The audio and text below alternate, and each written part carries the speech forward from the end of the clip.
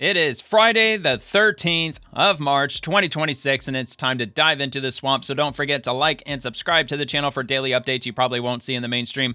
Every article is linked in the description below. And if the video is too long for you, then the highlight clips will begin dropping on the channel at some point tomorrow morning on Saturday. So we're going to start right here with Senator Mike Lee. Important status update regarding the Save America Act. We're making serious progress. Leader John Thune, he's the Senate Majority Leader, and his team have been working closely with us. So let's hear the update. Okay, important update on the Save America Act and the effort to get it passed. Look, I am guardedly optimistic. We've turned kind of a corner. Over the last few days, there's been some uncertainty about exactly what procedure we will be and will not be using. In the end, we've been working closely with Leader Thune and his staff, and they've been great to work with. What we're coming up with is something that I think is best described as a hybrid version of the talking filibuster. But look, let's not get mired down in nomenclature. What matters far more than what we call it is what we do with it. We're going to bring it to the floor. We're going to debate it for an extended period of time before filing cloture. And in my view, at least, I don't want to speak for anyone else, this bill needs to remain on the Senate floor before we file cloture on the bill for as long as it takes to get it done. Now, the fact that Leader Thune and his office have been willing to work with us on this, and they appear open to a variation of that, is a good thing. So let's keep up the momentum. Let's encourage them to continue to do this. Let's put the bill on the floor. Let's make those who want to filibuster speak and keep it on there as long as possible. Thanks so much. Well, let's hope so. It's absolutely ridiculous that it's getting to this point when the vast majority of American citizens want voter ID. They want our voting system to be ironclad, as watertight as humanly possible. Even 71% of Democrats do agree that voter ID is essential and is needed, even though most, if not all, blue states don't even require voter ID. And I heard the other day that in California, you're not allowed to show your voter ID, or any ID for that matter, when you go and vote. It's somehow against the law in California, apparently. And from Anna Paulina Luna, who is my rep in the House of Representatives, an update on the inside baseball happening in D.C. regarding the Save America Act. So let's hear from Anna Paulina Luna. The Senate is going to be doing something called a show vote, meaning they are putting the Save America Act on the floor of the Senate, but they know it's not going to pass because they're not using the talking filibuster, which is how they would get it over the finish line. So instead of applauding them for their failures and democracy, the other strategy is to actually attach the Save America Act to FISA, which is a must-pass piece of legislation. Now, there's also been a group of us, a blockade that's formed, that will no circumstance allow any piece of legislation that the Senate sends down to pass because they're not doing their jobs on behalf of the American people. Meanwhile, the Senate literally just lectured us, oh, we don't have time to, use up our floor time on voter ID, literally one of the most important things in the country. Yet they're doing dog parades, they're going on taxpayer-funded congressional delegations. Yeah, they got a 4-day weekend. But their job. So that's a good pressure point, but really how we're going to get this done is attaching it to FISA. So please, please, please make your voices known to your elected representatives. All right, well, sounds fair to me. I think that's a good way to go. Historically, I would say that I'm not all for attaching bills to other bills, creating these ridiculous super bills and massive bills, multi-thousand-page bills. However, in this circumstance, look, man, at all costs, this has to get done. We have got to get voter ID secured for the midterm elections. And frankly, this should have been done, so many decades ago, a freaking dozen decades ago, this should have been the case, that everybody who votes should be a verified United States citizen. This is insane. From @Amuse, the SAVE Act, Senator Thune is said to be angry at Trump for daring to call for him to pass an 85-15 issue like the Save America Act. So angry, he's working on a post-Trump Senate. Really? Trump versus Thune. John Thune has said, okay, you want to vote on the Save America Act, which is doomed because we don't have the votes to break a filibuster? Sure, we'll give you a show vote, and then you'll see we don't have the votes, and then maybe we can move on. And it takes a lot to piss off John Thune, but as a student of John Thune from back when he was a House member, I think he's pretty pissed about all this. Okay, so almost let's assume that happens. Hogan, don't dissent. It's hypothetical if you don't believe it. Thune does a vote, tries to get it passed. If it doesn't pass, then what happens, Haima? The president give up? Does he blame John Thune? Does he threaten to primary every among Republican others who votes no? What happens after it fails? Maybe a combination of the above. But look, You can say what you want to say about John Thune, but he has played this game masterfully over the past few decades, and he's incredibly skilled legislator, and he understands this body more than most. Well, it appears he has no motivation at all to pass the Save America Act. And that's so for damn sure. I think John Thune is already starting to make his plan for a post-Trump Senate. And I think these next couple votes and couple floor scuffles are going to be emblematic of how he's thinking about moving his caucus forward post-Trump. The yes, except for this calculation that may be a miscalculation by our good leader in the U.S. Senate. He's playing for a post-Trump Senate. Don't pass the SAVE Act. You may have a post-Thune Senate as well, because this is a huge issue for our side of the aisle. And Thune, I think, to his credit, is going, all right, here's the deal. Mr. President, you've got a lot of problems in the Senate. I'm going to run this SAVE Act to show you they're not named John Thune. Yeah. It's other people who are the problem here. Here's one of my biggest complaints about reporters on Capitol Hill. I've not seen, and I've read a lot about it, and I've not had time to do it myself, but I don't cover Capitol Hill full time. Who are the votes they can't get? Why isn't anybody writing a story about it's like 6 or 7. I've seen them on X. I showed him just the other day on the Swamp. Who are they? Hogan, do you know who they are? Yeah, there was a read list them of them today I actually saw on Twitter that right here. Murkowski, X Collins, platform. McConnell, yeah, Tillis. But of the 25 Republican senators, 47% GOP conference, 22 of them are from safe red states. Yeah. So 9 are from where states Trump won by more than 30 points. But when Thune says I don't have the votes, whose votes can he get? It's not the vote for the SAVE Act, though. It's the vote to get rid of the filibuster. Vote on the SAVE Act. I understand. Right. I understand. But who's that? I don't know. I just want everyone to get the. Okay. He's also not going to whip those votes either. So no, he's not. I think that's the very little secret. Yeah. Yes. But did you see Cornyn? Did you see Cornyn's op-ed in the Post? Yes. Let's talk about John Cornyn. Okay, well, I guess I'll look it up after this video's over. Please. Apparently, we're not going to get to that list. Do you guys think Donald Trump's going to endorse John Cornyn, Haima? I think so. And I also have to caveat this by saying, Mark, a couple weeks ago, I said that Tellerico was going to win. You did not agree with me. You did. And I was right on that ground game about Crockett. You were right, and Kamala Harris and I were wrong. Yeah. Hogan, is John Cornyn going to get the endorsement of the president? Perhaps because of this move on the SAVE Act, and I think he has to. His argument in that op-ed was quite fascinating. I was on another show with our good friend Rick Santorum this morning, who was vehemently opposed to doing anything to subvert the filibuster, to get rid of the filibuster, which I get. I get the arguments for both sides here, but Cornyn's flip on that is actually fairly large, because he also called on his colleagues to join him with getting rid of it if need be. Then that precipitates the story you were just talking about, Mark, which is who are the colleagues that need to flip on the filibuster? Yeah. So that's what I want to know. Go ahead, Haima. Well, I'm saying, if I were a Republican, I would not flip the filibuster at this point. With the Senate being up for contention, and the I think best case scenario for Republicans as it stands, really thinks it's up for retention, 49-51 or 50-50. I sure as hell hope so. And if you slide one more, then the Democrats are going to use that to their advantage, and that's what Thune has been saying. I think that is a salient message. The Democrats, if the Republicans get rid of the filibuster, the Democrats are prepared to take advantage of that if they take over the Senate. Yeah, as you know, a lot of Republicans say Democrats will do it anyway. So they're going to. Yes, they will. 100%. 100% will. I don't know. 100%. No question. Anyway, they already tried. Until and unless the president endorsed. We're talking about the filibuster, right? They already tried this, and they had Sinema, Kristen Sinema, and the other guy escaping me right now. There were 2 Democrat senators that were in the Senate that were holdouts with regard to nuking the filibuster. And I can't remember if this was during the Obama era or if it was during Trump's first term. They attempted to get rid of the filibuster with a simple majority, but they had 2 senator holdouts that refused to vote to nuke the filibuster, and they're not there anymore.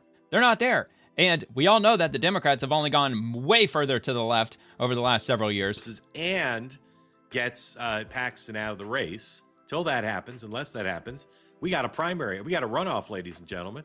You can now listen to full episodes of The Morning Meeting. All right, so we got that, and let me jump over here to Grok, and I'll get the answer to those couple of questions here. And here we go for the GOP holdouts with regard to the Save America Act in the Senate. Of course, the Save America Act faced a strong Democratic opposition in the Senate, needing 60 votes to overcome a filibuster. Republicans hold a majority but lack full unity on forcing passage via a talking filibuster or other procedural changes. Named GOP holdouts or skeptics. Oh, this is a much shorter list than I showed the other day. Lisa Murkowski from Alaska explicitly opposes the bill, calling it federal overreach into state election powers. Susan Collins has expressed misgivings about the legislation. She's from Maine. And Mitch McConnell, of course, Mitch McConnell from Kentucky, has long opposed federal mandates on elections, viewing them as state matters, though not always directly quoted on this exact bill. So that's the gist of it. The one that I showed the other day definitely had more than 3 names. But maybe those other senators had flipped their decision or flipped their stance on it. Who knows? Or maybe whoever posted that wasn't completely accurate. Anyway, so is the Senate up for attention after the midterms? I meant to say like the GOP. Is the GOP up for attention? About 1/3 of the U.S. Senate plus 2 special elections is up for the election in the 2026 midterms on November 3rd. This means roughly 35 senators will face retention votes, re-election, or replacement with terms ending in early 2027. The map generally favors Republicans, who defend more seats, around 22, than Democrats, around 13, but control of the Senate is at stake depending on the results. So what is the likelihood Republicans keep the Senate as of today? Republicans currently hold a 53 to 47 Senate majority. In the 2026 midterms, Republicans defend 22 of the 35 seats, while Democrats defend 13. The map structurally favors the GOP, with most ratings, including Cook Political Report, Sabato's Crystal Ball Inside Elections, showing few truly competitive Republican seats and Democrats needing a net gain of 4 seats to flip control, or 3 for a 50-50 tie broken by VP Vance. Expert forecasting consensus maps such as 270 to win project Republicans likely retaining at least 51 seats. Prediction markets like Polymarket, it gives Republicans roughly 51% implied probability of keeping control, with slight fluctuations around even or narrow GOP edges in some snapshots. The overall likelihood, Republicans are favored to keep the Senate around 55 to a 65% chance based on current ratings models and markets. Of course, that is subject to change. We all know that the election season can get pretty crazy, bloodthirsty, insane. Though midterms often punish the president's party, the favorable map and current 53-seat buffer make a Democrat flip an uphill battle. So again, we'll have to see, especially things could change day to day at this point. Everything is so volatile right now, especially with the Iran conflict that we're engaged in. Also with DHS being shut down by the Democrats, even though, they're just full on gaslighting at this point, just completely blaming Republicans for the shutdown when they quite clearly voted against funding the Department of Homeland Security back on the 14th of February, which, by the way, the Democrat shutdown clock, 26 days, 23 hours, and 2 minutes that the DHS has been defunded as of this recording right this second. So, God forbid if there were a you-know-what attack that were to happen, especially like with what we saw yesterday. There were 2 terrorist attacks that happened. That's what I'm alluding to. God forbid something major happens. That's what DHS is there for. They're there to protect our homeland. Homeland security, it's in the name. And if something catastrophic were to happen, I would assume that most of the eyes are going to be laying right at the Democrats, because they're the ones that shut down DHS, and over 100,000 DHS employees are not getting a paycheck right now, which we're going to get into more of that later. In the meantime, from Eric Daugherty, just in, President Trump responds to Senate Majority Leader John Thune being unable to get the votes for the Save America Act. How can you not get voter ID approved? How can you not get, citizenship approved? Proof of citizenship. That's all we're asking. And then there's a couple of more quotes, which we'll hear in the video. I guess Senator John Thune's kind of at a logjam. Yeah, I know. Very look. I think he's with a wonderful Brian person. Kilmeade. I do, but he seems to be. Haven't seen Brian in a while. Not that he doesn't want to do it. He doesn't think he can do it, and that's bad. How can you not get voter ID approved? How can you not get, citizenship approved? Proof of citizenship. Listen, that's all we're asking for. I hear you. And yeah, that's it. Proof of citizenship. You can go to your office or Bureau of Vital Records. Every state has one, and you can go get your birth certificate. And I've said it before, I think what they should do with the Save America Act, they should add some amendment to it stating that if you make below a certain threshold of income, maybe it's the poverty line, or maybe they can set it at let's say $30,000 a year or $40,000 or whatever the amount might be. Or maybe they could just waive the fee for anybody who doesn't have their birth certificate, and they just go and get their birth certificate without having to pay the 20, 30, whatever the fee is. I think in the state that I live in, the state of Florida, I think it's like $10 or $12 or something like that. It's not asking a lot. It's not an extremely expensive thing to obtain. I mean, most Americans should already have it anyway. But anyway, I'll repost this because I was mouthing off at the beginning of the video clip. So if you want to go see it, there's a direct link to my profile below in the description, or you can just go straight to Eric L. Daugh, D-A-U-G-H. It's going to be on his profile as well. And next order, Justin, J.D. Vance absolutely demolishes one of the Democrats' key arguments against the Save America Act. And we'll hear that from Vice President Vance. Here's the thing, though. Even if you take the Democrats at their word, even if Which illegal aliens voting is very rare, then why don't we ban it anyway? It's not that complicated. It is one thing to say, I don't get it. The Democrats say, this never happens, or it happens only very rarely on the one hand, and on the other hand, we must not stop it. It doesn't make a damn bit of sense. I don't trust them all anyway. Illegal aliens stopping Rarely from voting happens in our elections. It's very common sense stuff.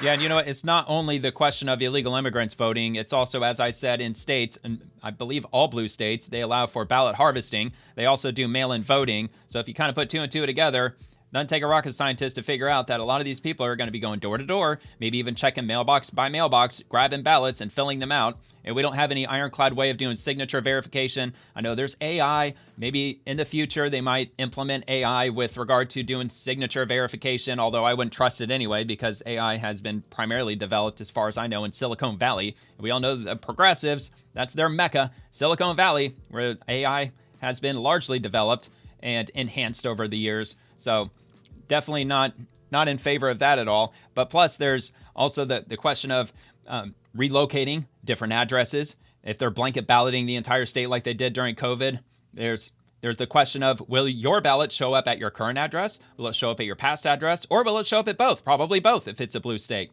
And the reason why the birth certificate is important, a lot more important than the driver's license or using your passport, is that illegal immigrants in blue states, they have driver's licenses. They have state-issued IDs. So that's not going to be what makes or breaks our election system with regard to who is eligible to vote, whether if they're here legally or illegally in the country. All right, and from Elon Musk, he says, failing to pass the SAVE Act is an act of high treason against the people of America. So clearly, Elon Musk stands firmly behind the Save America Act, as he has pretty much since it was a conversation on the table before it even started showing up as legislation in Congress. And from Eric Daugherty, breaking: the red state of Florida, my home state, is about to pass its own Save America Act and send it to Governor Ron DeSantis for signature. I'm really going to miss Governor DeSantis once he's out. Yeah, I believe that next year. Is it next year? No, actually, this is the year that we're going to be voting for our next governor, because, yeah, I think he went in 2018, I think, was when we elected him. All right, so anyway, the bill fortifies citizenship verification for all voters and marks pen and paper as the default method of voting. Florida does it right again. CFO Blaise Ngaglia. The state of Florida is on the verge of passing its own version of the SAVE Act, which is going to look for voter ID and also to verify that people are voting in our elections are indeed actual U.S. citizens. And of course, there's more quotes here, so we'll just hear it from him. The state of Florida is on the verge of passing its own version of the SAVE Act, which is going to look for voter ID and also to verify that the people that are voting in our elections are indeed actual U.S. citizens. Florida should have this bill passed, my guess is either today or tomorrow, and it will find its way off to the governor to be signed into law. Now, at the same time, when Florida is doing this, we are finding that Congress is having a very tough time trying to pass their version of the SAVE Act. And I will just tell you my opinion that this is a very much needed piece of legislation that Congress should be passing. It is a common sense piece of legislation and should be simple stuff. If you want to vote in our elections, you should have voter ID. If you want to vote in our elections, we should verify that you belong here in the country, and we should verify your citizen. ship. I think most people agree with that. But what's amazing to me is that they are still having a tough time reconciling this and getting across the finish line on a very simple piece of legislation. And it just befuddles me that why Congress always has problems passing the same laws that Florida passes so effortlessly.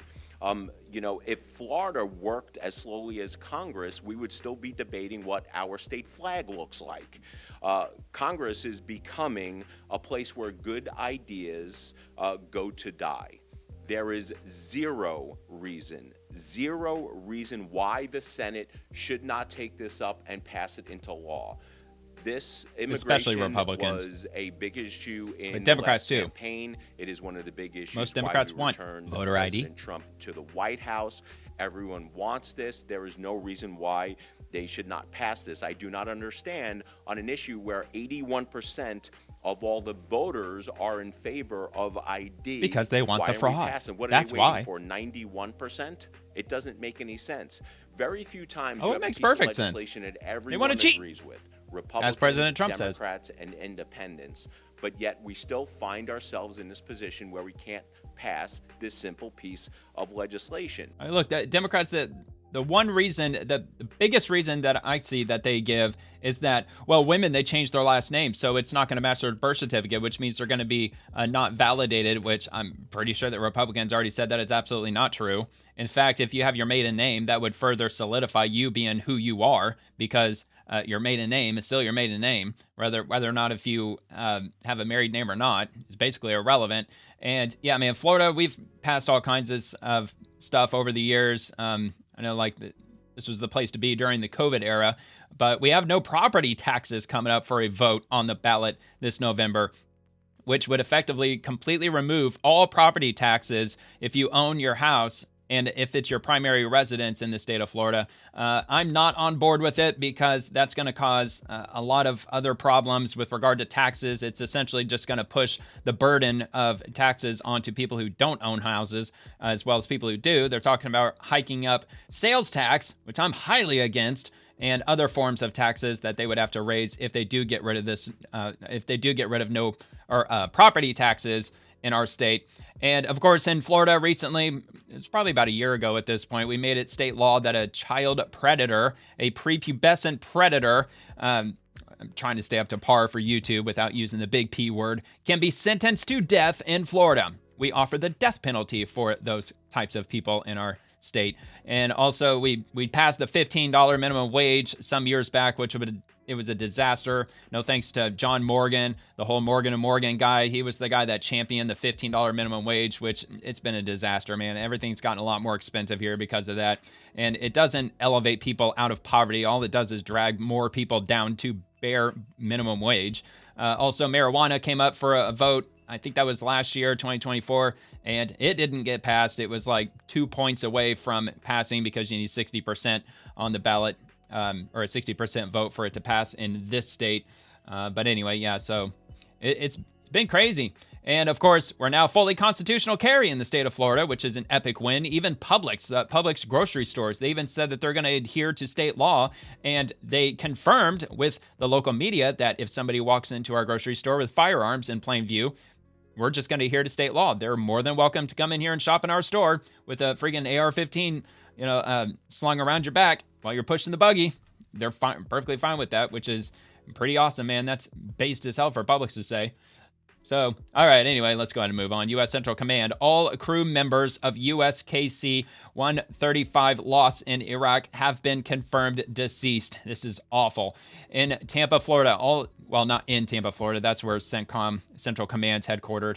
All 6 crew members aboard a USKC 135 refueling aircraft that went down in western Iraq are now confirmed deceased. The aircraft was lost while flying over friendly airspace March 12th during Operation Epic Fury. The circumstances of the incident are under investigation. However, the loss of the aircraft was not due to hostile fire or friendly fire. The identities of the service members are being withheld until 24 hours after the next of kin have been notified. So because it's a refueling aircraft, and they did already state that there was a second aircraft that was involved in the incident, it sounds like we're probably in the process of refueling. Maybe there was a malfunction with the other aircraft or something happened, which obviously caused the refueling aircraft to ultimately crash, which is horrible. It's awful. So I've got some clips from Secretary of War Pete Hegseth, and he's going to get to that in his statement. As usual, I just grabbed the highlights. So it's like 40 seconds here, 30 seconds there, instead of just playing the entire 30-hour to an hour-long press conference. Figured we'd just go with the highlights. And since this is just a big quote, we'll just hear it in the video. So let's start, as we often do here at the Department of War, with the bottom line up front.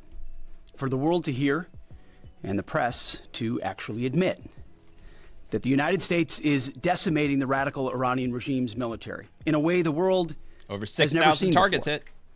Never before has a modern, capable military, which Iran used to have, been so quickly destroyed and made Till combat America came along. ineffective, devastated. We said it would not be a fair fight, and it has not been. No, Start, it hasn't. as we often do here at the Department of War, with the bottom line up front. For the world to hear and the press to actually admit that the United States is decimating the radical Iranian regime's military in a way the world has never seen before. Never before has a modern, capable military, which Iran used to have, been so quickly destroyed and made combat ineffective, devastated. We said it would not be a fair fight, and it has not been. Start, as we often do here at the Department. All right, so let's head to the next. Secretary of War, Iran has no air defenses. Iran has no air force. Let's hear it. Iran has no air defenses. Iran has no air force. Iran has no navy. Their missiles, their missile launchers and drones being destroyed or shot out of the sky. Their missile volume is down 90%. Their one-way attack drones yesterday, down 95%. And as the world is seeing, they are exercising sheer desperation in the Straits of Hormuz. Something we're dealing with. We have been dealing with it, and don't need to worry about it. We're on plan to defeat, destroy, disable all of their meaningful military capabilities at a pace the world has never seen before. Well, I don't know if I would have chosen those words. You don't need to worry about it. Obviously, it's something to worry about. It's the Strait of Hormuz is right on the Iran border, and he's got another one. Let's just get straight to it. It's rock and roll. Iran's leadership is in no better shape. Desperate and hiding, they've gone underground, cowering. That's what rats and do. hiding in hospitals and we children's know the new schools. So-called not so they're supreme cowards. leader is wounded and likely disfigured. He put out a statement yesterday, a weak one actually, but there was no voice and there was no video. It was a written statement. He called for unity.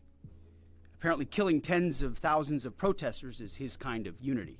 Yeah, dude, fuck that. Iran has plenty of cameras and plenty of voice recorders. Why a written statement? I think you know why. His father, dead. He's scared, he's injured, he's on the run, and he lacks legitimacy. It's a mess for them. Who's in charge? Iran may not even know. Yeah, Iran's maybe they don't leadership? know. I think it's about time for the people to be in charge. And we've got this one. Secretary of War took a moment to honor the 4 American heroes aboard the U.S. KC-135. War is hell. War is chaos. And as we saw yesterday with the tragic crash of our KC-135 tanker, bad things can happen.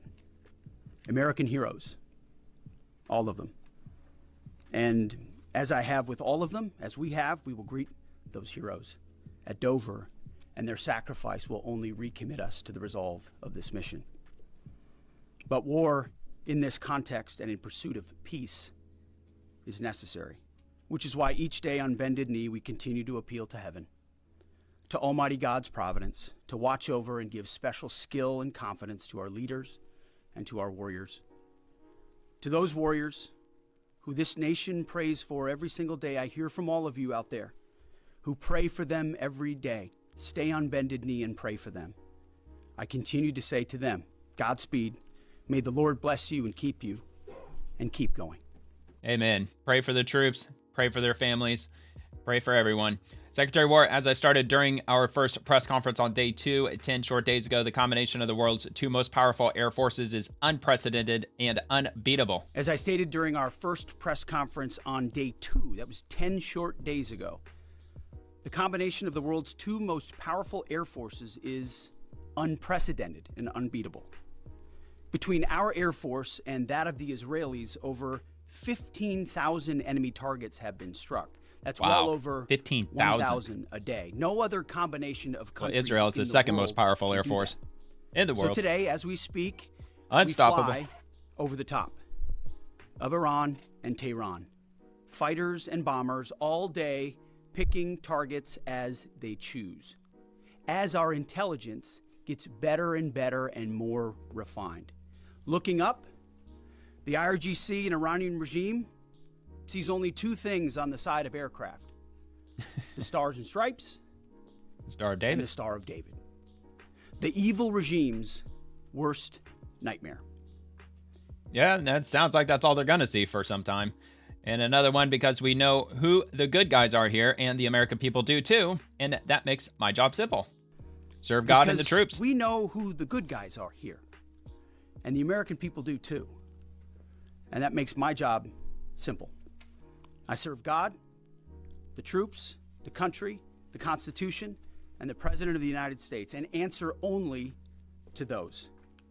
All in service of victory on the battlefield and the military objectives that we've laid out from day 1. Defeat the missiles, missile launchers, and defense industrial base, which I laid out today. Defeat the Navy and deny Iran the ability to have a nuclear weapon. Clear, decisive, achievable. And Admiral Cooper knows, the CENTCOM commander who we spent a couple of hours with last night. Yeah, we'll be hearing from him in a minute. In pursuit of those objectives, we have his back in every way. His commanders know that, and so do the troops in harm's way. Admiral Cooper gets what he needs, the assets, the authorities, the munitions, you name it. We will stop at nothing to win. All right. And let's see if we got anything else, which, oh, by the way, Operation Epic Fury currently going for 12 days, 21 hours, and 51 minutes. Yesterday, I had the wrong time zone set. I had both of these counters set at UTC because I just set it up and I just didn't have a chance to, or well, I had a chance to, but I didn't realize that it was a different time zone, so I set them to the right one. So those are accurate. Okay, Secretary of War, with each passing hour, we know, and we know that they know, that the military capabilities of their evil regime are crumbling.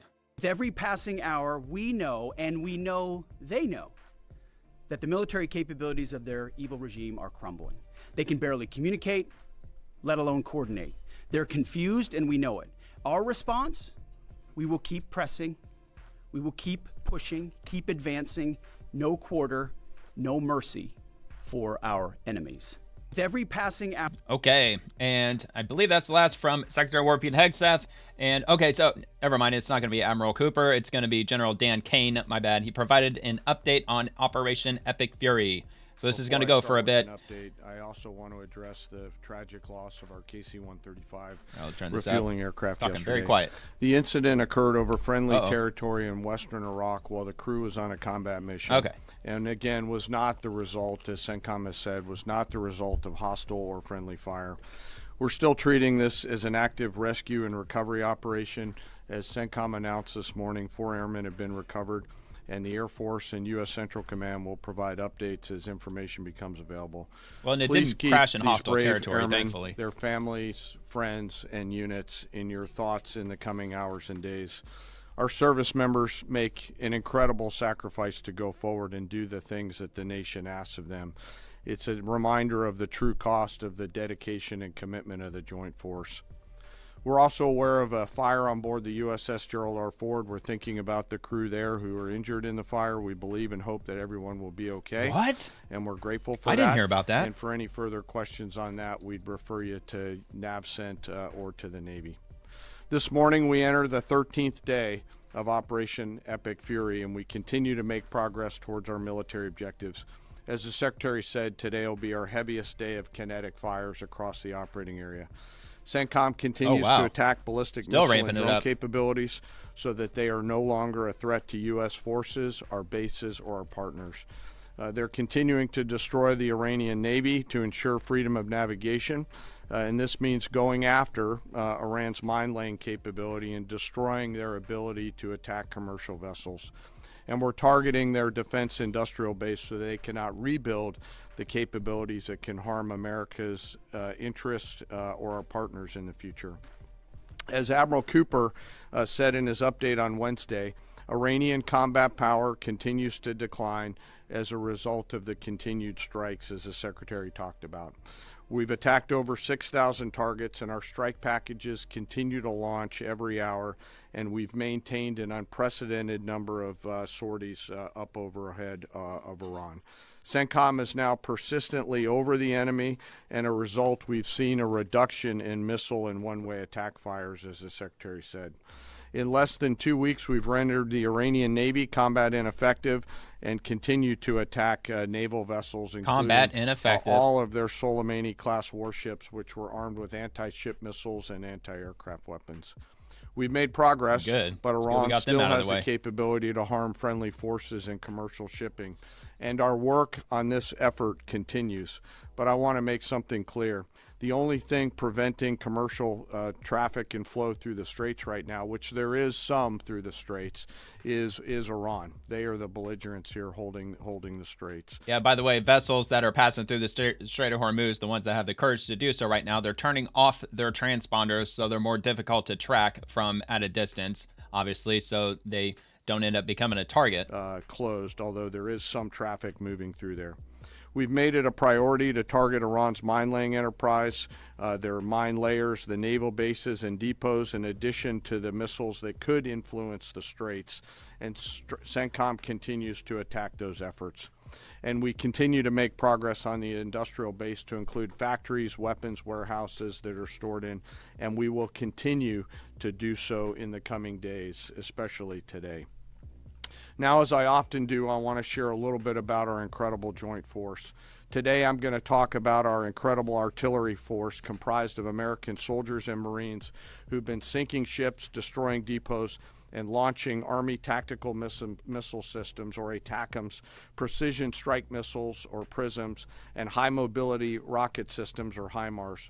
From outside. Okay, so if you want to get the details with that, I will also link this, and you can find that down in the description, a direct link to my profile.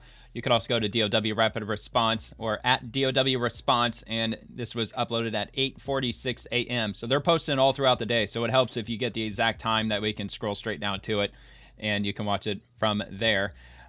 So let me see what's going on with this USS Gerald R. Ford fire incident. On March 12, 2026, a fire broke out aboard the USS Gerald R. Ford, CVN-78, while operating in the Red Sea in support of Operation Epic Fury.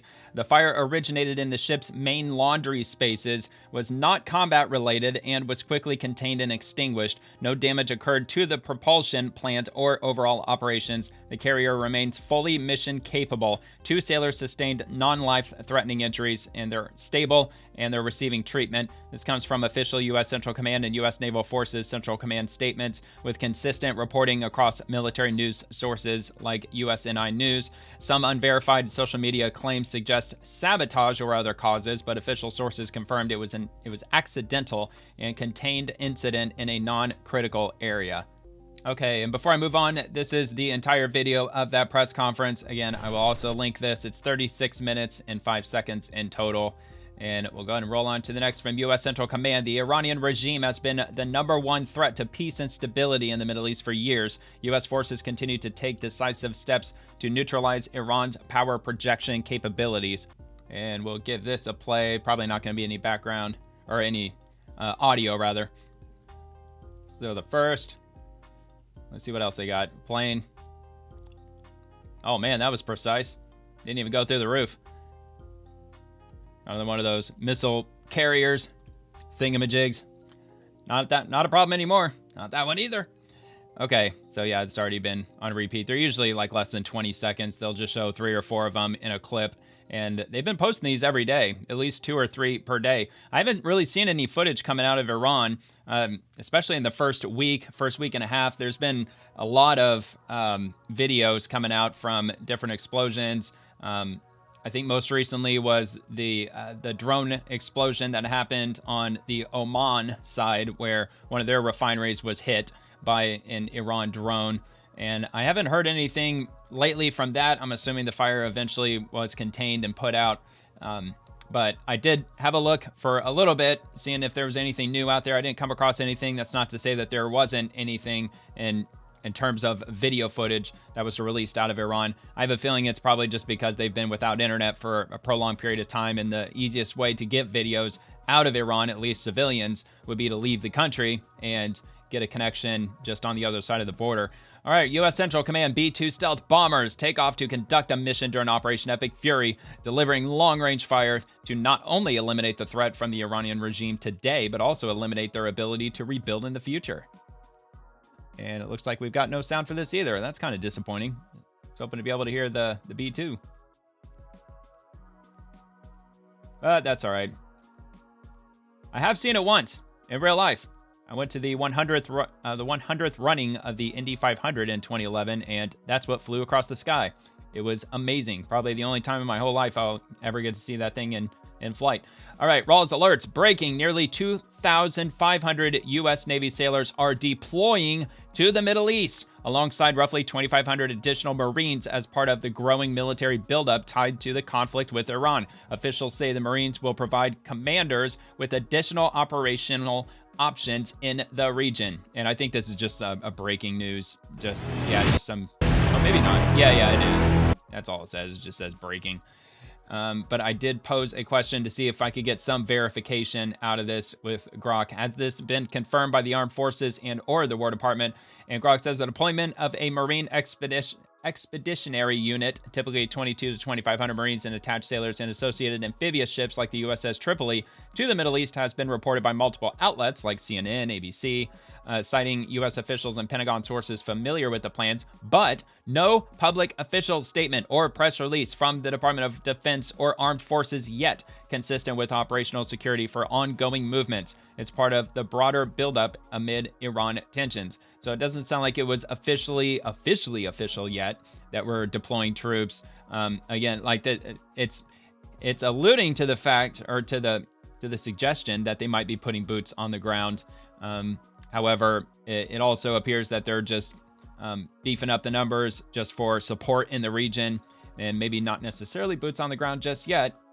Although I just got a feeling that it's probably going to be inevitable, especially when the IRGC, they number well over 100,000 people, and the support forces with regard to the IRGC can number, I think the number that I saw somewhere was 1 million.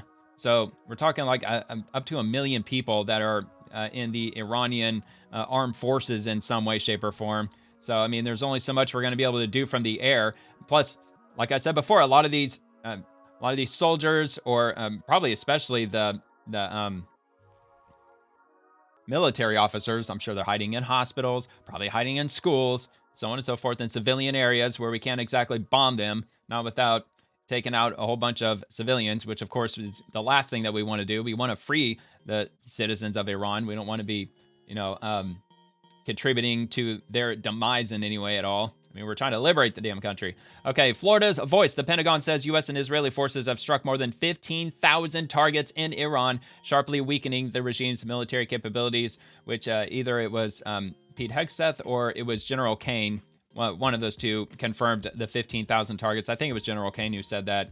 So I did ask the question, which, I mean, it's pointless to look it up now because I already got confirmation. That's all I was asking, if that number was indeed 15,000, because they keep telling us that U.S. forces have struck 6,000 targets so far, and looks like Israel has been a little bit more hard at work with regard to hitting targets. The Abraham Lincoln Carrier Strike Group continues to support Operation Epic Fury and Project Power from the Sea, March 13th. So that's the image. And from Washington, U.S. defense officials said Friday that American and Israeli forces have struck thousands of targets in Iran over less than 2 weeks. The Pentagon signaled the campaign has entered its most intense phase yet. At a Pentagon press briefing, Secretary of War Pete Hegseth said the combined air campaign has targeted over 15,000 Iranian sites since the conflict began. Okay, so it was Pete Hegseth who said it. These targets include missile systems, naval assets, and weapons production facilities. Quote, we're on a plan to defeat, destroy, disable all of their meaningful military capabilities at a pace the world has never seen before, Hegseth said. Of course, we already saw that. This briefing marked the 13th day of the operation. Officials stated that the campaign aims to cripple Iran's missile infrastructure, naval forces, and defense industry while preventing the country from developing nuclear weapons. General Dan Kane, chairman of the Joint Chiefs of Staff, said U.S. Central Command has conducted strikes on more than 6,000 targets so far. And by the way, the counter, this is as Eastern Standard Time. I'm assuming that they're talking about the 13th day because Iran is like, 10, 12 hours ahead of us. So they're well into the 13th day by now over in Iranian time. It continues launching strike missions hourly. He said Friday would likely be the heaviest day of strikes since the operation began. Quote, we continue to make progress toward our military objectives, Kane said. Pentagon officials said the campaign has significantly weakened Iran's military capabilities. Hegseth and Iranian missile launches have dropped by about 90%. Okay, so we basically already got all this from Pete Hegseth and General Kane. They also addressed the crash of the U.S. Air Force KC-135. But anyway, just like everything else I come across, I'll link this below if you want to read the rest of that yourself. But I think we already got the gist of it with Secretary of War Pete Hegseth and General Kane. From Sean Parnell, let me just start with this. I have a bad habit of starting with the top and working down. All right, we should start with Zachary Cohen. The Pentagon and National Security Council significantly underestimated Iran's willingness to close the Strait of Hormuz in response to U.S. military strikes while planning the ongoing operation. Sources to me, Phil Mattingly, Kylie Atwood, journalists, CNN, left wing, CNN, liberal. Yeah, they're all CNN. Top Trump officials acknowledged to lawmakers during recent classified briefings that they did not plan for the possibility of Iran closing the strait in response to strikes, per three sources, which is an absolutely retarded, brain-dead thing to say. The U.S. military has been prepared for any potential closure of the Strait of Hormuz, probably for decades. Not just for days, not just for weeks, probably for years and years and years, because 20% of the global oil supply passes right through the Strait of Hormuz, and Iran has been right there at the Strait of Hormuz this entire time, the whole 47 years that the Ayatollah, the Iranian regime, has been in power. So I highly doubt that they are just now trying to come to terms with the realization that Iran is trying to close the Strait of Hormuz. So I won't go into detail with this. Maybe I'll just read the first couple of paragraphs. But the Pentagon and National Security Council significantly underestimated Iran's willingness to close the Strait of Hormuz in response to U.S. military strikes while planning the ongoing operation. According to multiple sources familiar with the matter, President Trump's national security team failed to fully account for the potential consequences of what some officials have described as a worst-case scenario now facing the administration. I honestly don't want to go into detail with this because the White House press secretary and other officials have already cleared this up and said this is complete bullshit, that they just completely made this up, that there is no truth in this whatsoever. But regardless, I'll have it linked, which of course is what Sean Parnell is going to explain. And he is the assistant to the Secretary of War for Public Affairs. And he also has the official federal government gray badge. Well, it's not just federal, it's any government entity has the gray badge on the X platform, but he also has the Department of War insignia, the symbol.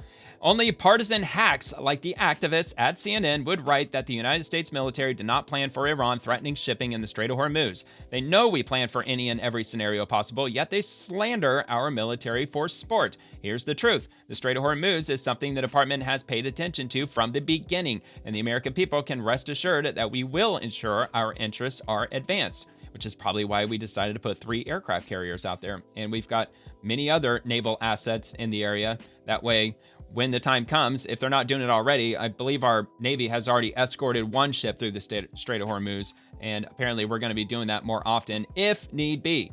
No matter what, it's if things end up getting heightened with the tensions, and if there's anything crazy happening in Iran in any given time, then if needed, the Navy will provide assistance with escorting other ships through the Strait of Hormuz. And this is from Tim Sheehy, and he is the, Montana. He's a U.S. Senator for Montana. He said he received a classified briefing from the administration. It is categorically false that they did not plan for Iran closing the Strait of Hormuz. Lawmakers and national security officials have known for years that this was Iran's plan once their backs were against the wall. Yeah, that's like that's the largest and most significant thing that Iran can possibly do with regard to anything happening in terms of affecting the world as a whole would be closing the Strait of Hormuz. Again, 20% of all the world's oil comes right out of the Strait of Hormuz. So it's not like that the U.S. military was caught with their friggin' pants down. I mean, it's really, naive and stupid to even think that would even be a possibility. And from Caroline Leavitt, she's the White House press secretary, this story is 100% fake news. CNN decided to run this garbage based on three anonymous sources. Oh my God, dude, why can't I freaking pronounce today? Based on 3 anonymous sources familiar with discussions. This is despite the fact that myself, the Secretary of War, Secretary of State, and multiple lawmakers who were actually present for the recent classified briefing have directly disputed this false reporting. Here's the truth. The Pentagon has been planning for Iran's desperate and reckless closure of the Strait of Hormuz for decades, and it has been part of the Trump administration's planning well before Operation Epic Fury was ever launched. The idea that Chairman Kaine and Secretary Hegseth weren't prepared for this possibility is preposterous. The president was fully briefed on it, and a goal of the operation itself to annihilate the terrorist Iranian regime's navy, missiles, drone production infrastructure, and other threat capabilities is quite literally intended to deprive them of their ability to close the strait. President Trump will not allow rogue Iranian terrorists to stop the freedom of navigation and the free flow of energy. Wiping out these terrorists who indiscriminately target civilians and attempt to hold the global economy hostage is part of the ongoing noble U.S. mission. The fake news is working overtime to discredit President Trump, his administration, and our U.S. military, all of whom are working 24/7 to eliminate the threat of the Iranian regime. It is a complete disgrace to witness this from the media, and we will keep fighting back against it. Well, maybe you should pull their White House press credentials. That's what you should do. Kick CNN the hell out of there. I mean, if they're going to keep peddling this ridiculous fake news, you might want to teach them a lesson. And trust me, I think maybe they will learn that lesson, especially since they're getting purchased by Paramount, which apparently the family who owns Paramount, they're Trump supporters. And I believe that deal is going to go through as early as September. Paramount purchasing Warner Brothers, which, if I'm not mistaken, CNN is underneath the umbrella of Warner Brothers. Anyway, from Zachary Cohn, we already read that.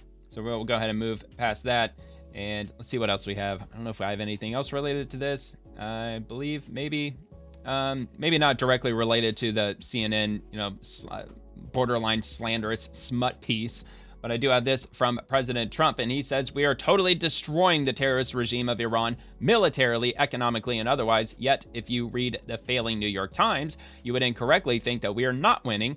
Iran's navy is gone, their air force is no longer, missiles, drones, and everything else are being decimated, and their leaders have been wiped from the face of the earth. We have unparalleled firepower, unlimited ammunition, and plenty of time. Watch what happens to these deranged scumbags today. They've been killing innocent people all over the world for 47 years, and now I, as the 47th president of the United States of America, am killing them. What a great honor it is to do so. Thank you for your attention to this matter, President Donald J. Trump." And History Uncensored, it uses the possibility of disruption as a warning shot to the world, end quote. Bianca Nobilo breaks down the geographical and economical significance of the Strait of Hormuz. So you want to get a brief history lesson, or maybe not a history lesson, but a geography lesson. How about that? Strait of Hormuz is one of the most geopolitically charged waterways on Earth. A narrow strip of water which the world's energy supply depends on. And this is not an accident of the present. It's a result of strategic geography that has channeled trade, in other words, U.S. military's been prepared. Centuries. The Ottomans also understood exactly what Hormuz was. Guess I was right about the history lesson. To Middle Eastern trade and a route into the Indian Ocean. Their rivalry with Portugal intensified in the early 16th century, and in 1552, the Ottoman Admiral Piri Reis sailed with a major fleet, captured the Portuguese fort at Muscat, and moved on to Hormuz. The Ottomans did manage to take the city, but they withdrew and the campaign ultimately failed. Subsequent Ottoman attempts to force the strait also failed, and the Arabian Sea remained in Portuguese control until new European powers, including the Dutch, began to alter the balance in the 17th century, and of course the Brits entered the picture. But this struggle is revealing because it tells us that long before the tankers arrived, Hormuz mattered for the same deeper structural reason that it matters today. It is a narrow maritime gate between resources, riches, and the wider world. The goods have certainly changed. We're not talking almonds, but the strategic principle has not. Iran's approach to Hormuz has often been described as Janus faced, double-faced. In ordinary conditions, Tehran acts as a security provider and keeps the strait open. But when it faces what it sees as existential threats, it incorporates this waterway into a wider strategy of deterrence and brinkmanship. Essentially, it uses the possibility of disruption as a warning shot to the world.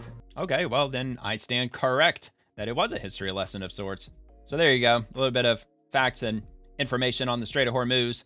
From RNC Research, Lead Transportation Security Officer Cameron Cochams explains the devastation TSA employees are facing as they miss their first paycheck today due to the Democrat DHS shutdown.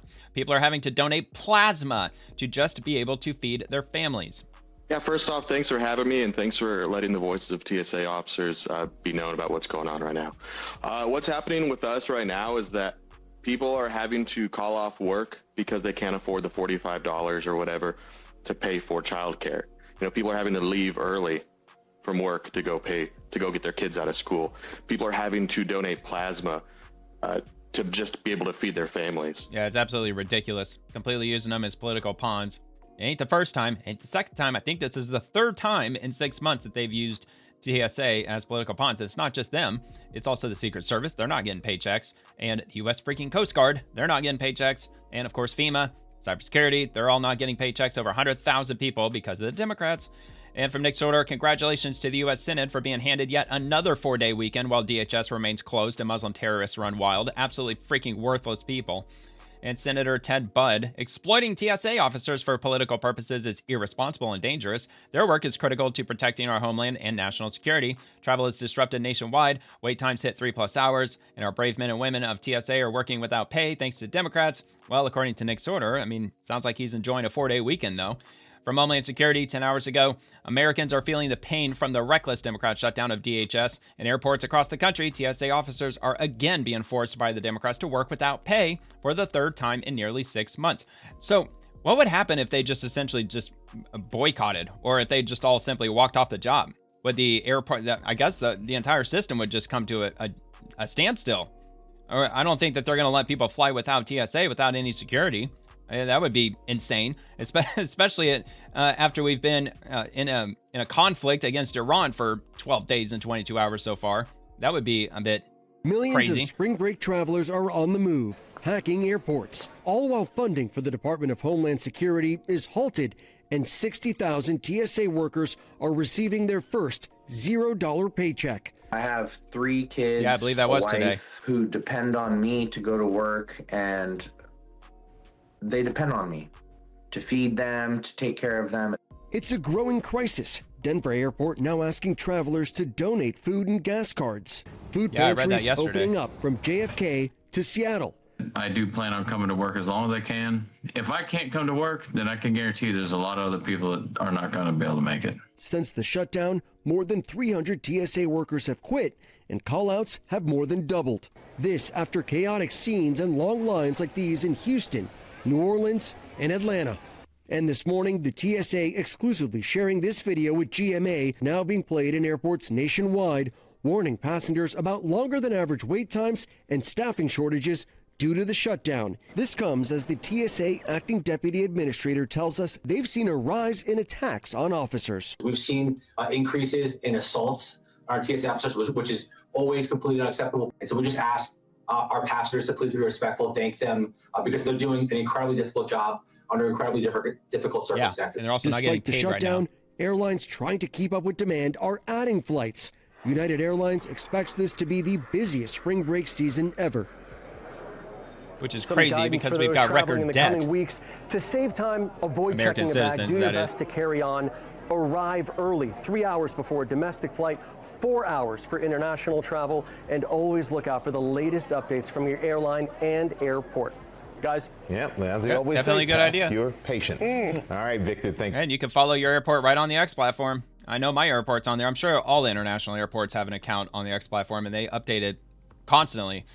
And I can only imagine how many started looking elsewhere for work, especially after the last Democrat shutdown ended. Probably a lot, because they were talking about this exact shutdown back as soon as the last one ended.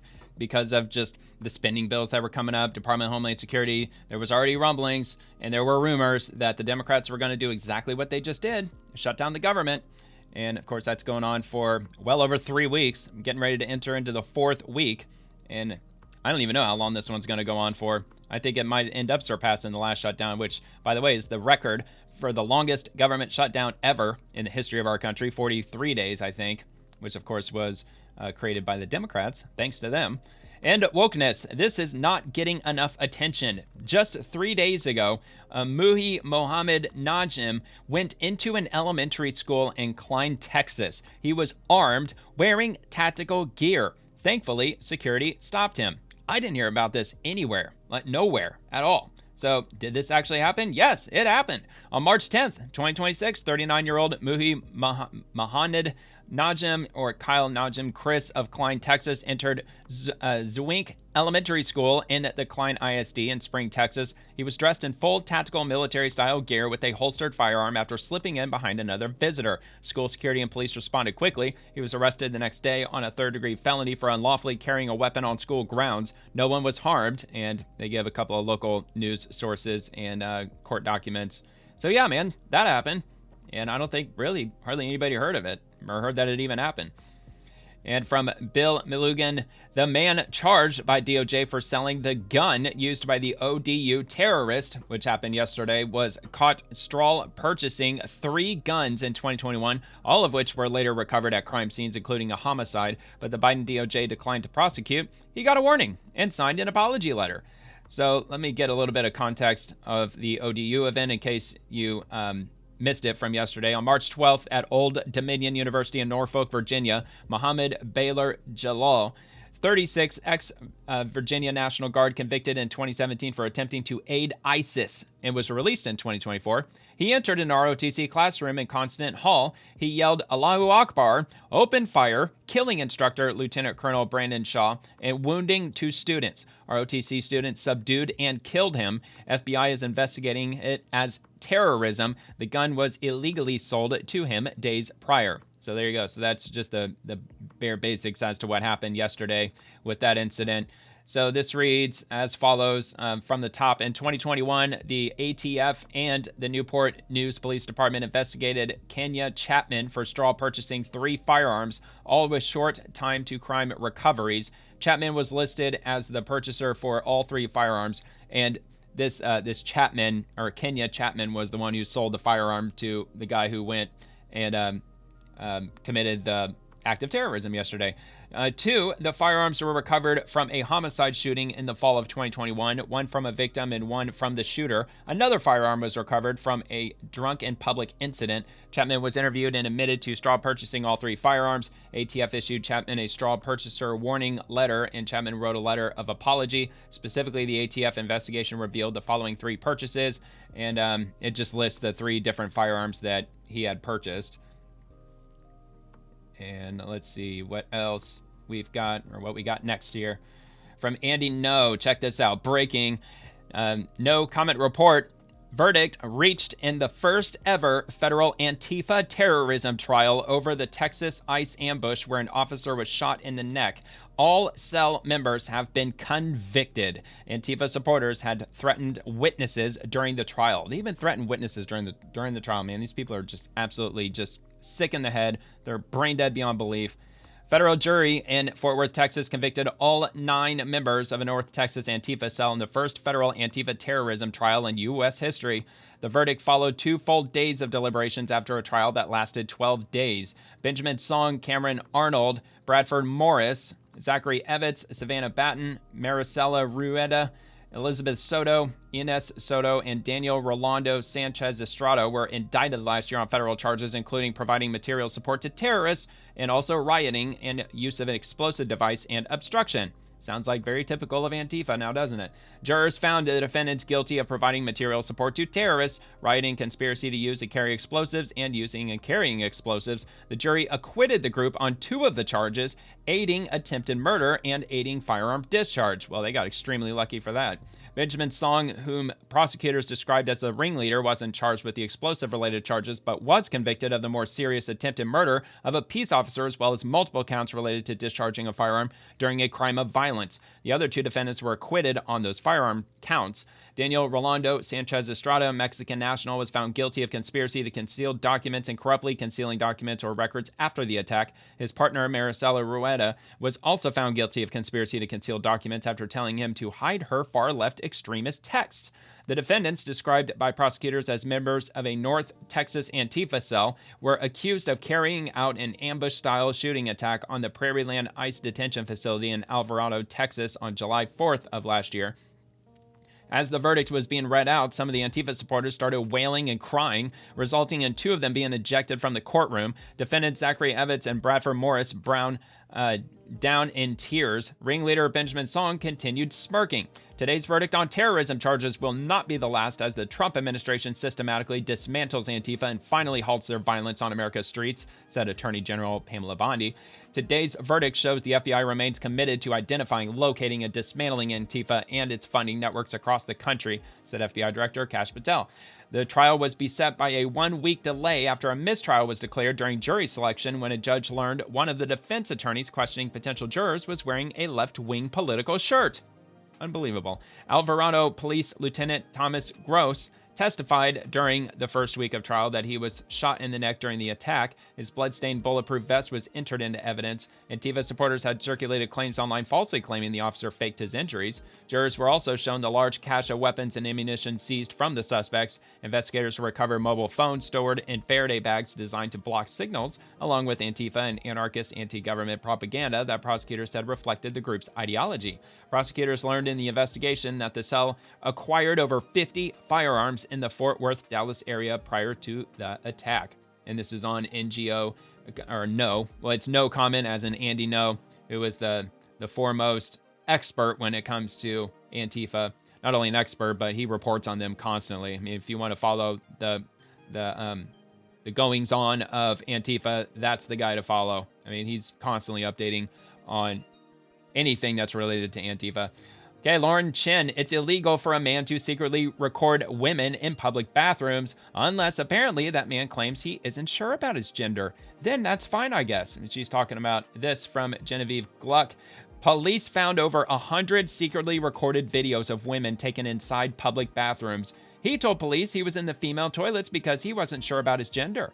The court let him off without a conviction. How do you like that? He filmed women inside toilets and showers, but Barefoot Cow doesn't appreciate the camera being pointed at him. Mr. Cow, why did you upskirt women? The Melbourne University biomedicine student, originally from Vietnam, walking from court on a community corrections order. Mr. Cow, do you still plan on becoming a doctor? Mr. Cow, do you plan on apologising to your victim? Police found over 100 secretly recorded videos and images of innocent women on the 23-year-old's phone, taken inside public bathrooms at Docklands District Shopping Centre and at his student accommodation in the city. But despite his guilty pleas, the court let him off without a conviction. Explaining his actions, he told police he was in the female toilets because he wasn't sure about his gender. Are you still unsure of your gender? That's bullshit. The court today heard the fuck you filming them for then? Victims remains anxious and, unsurprisingly, well, wait. So you mean to tell me that it would have been perfectly fine if he was biologically a woman to film other women in the bathroom? So that would make it okay? Of course not. The incident impacting her ability to use public restrooms. In her sentencing, the magistrate said Mr. We Cow could sue him in has civil no court, I family guess. Here and considers him to be isolated in the community. She also said the 23-year-old's youth needed to be taken into account. As for whether he's still studying medicine, Melbourne University says confidentiality and privacy obligations prevent us from confirming any details relating to past or present students. Since no conviction was recorded, he may yet be eligible to become a doctor in Victoria. Georgia Bennett Murphy, serves you 7 right. News. Well, you know, typical Australia for you. I know it's not exactly swamp related, but, you know, we're dealing with a lot of the same bullshit here, too. Ironically, women, they're pushing men and women's bathrooms far more than men are. The typical liberal progressive women, they're the ones pushing for all of this, and it's obviously not just exclusive to the United States. It's all over the West. It's all over these Western countries, and they're just letting them off with no charges. No, it's okay, because you weren't sure what gender you are. Yeah, of course you could film all the women you want inside the bathroom. It's not like that their rights matter at all. All right, Rep. Anna Paulina Luna, attention, pedos. Now, according to our new state law in Florida, if you are a child, you will be put to death. Keep your hands off our children. Thank you to the Florida legislature and Governor Ron DeSantis for getting this done. Amen. Breaking 911, breaking the guard that was on duty when Jeffrey Epstein died will be testifying before the House Oversight Committee. And this is from the Oversight Committee. Breaking guard on duty when Jeffrey Epstein died to testify before House Oversight. Chairman Rep. James Comer is bringing in Tova Noel, one of the Metropolitan Correctional Center prison guards on duty when Jeffrey Epstein died, for a transcribed interview on March 26th of 2026. Congress of the United States House of Representatives Committee on Oversight and Government Reform, Ms. Tova Noel. The Committee on Oversight and Government Reform Committee is reviewing 1. The alleged mismanagement of the federal government's investigation into Mr. Jeffrey Epstein and Ms. Ghislaine Maxwell. 2. The circumstances and subsequent investigations of Mr. Epstein's death. And 3, the operation of trafficking rings and ways for the federal government to effectively combat them. 4, in ways in which Mr. Epstein and Ms. Maxwell sought to curry favor and exercise influence to protect their illegal activities. And 5, potential violations of ethics rules related to elected officials due to public reporting, documents released by the Department of Justice, and documents obtained by the committee. The committee believes you have information that will assist in this investigation. Accordingly, we request your testimony at an in-person transcribed interview on March 26th of this year at 10 o'clock a.m. Eastern in Washington, D.C. The Committee on Oversight and Government Reform is the principal oversight committee of the U.S. House of Representatives and has broad authority to investigate any matter at any time under House Rule Number 10. To schedule your appearance for the interview or ask related questions, please contact Committee on Oversight and Government Reform Majority Staff at phone number provided and signed by James Comer, Chairman. All right.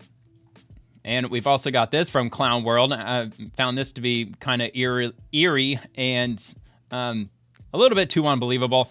People online are saying this man spotted driving in South Florida looks a little bit like Jeffrey Epstein. Let's take a look at this.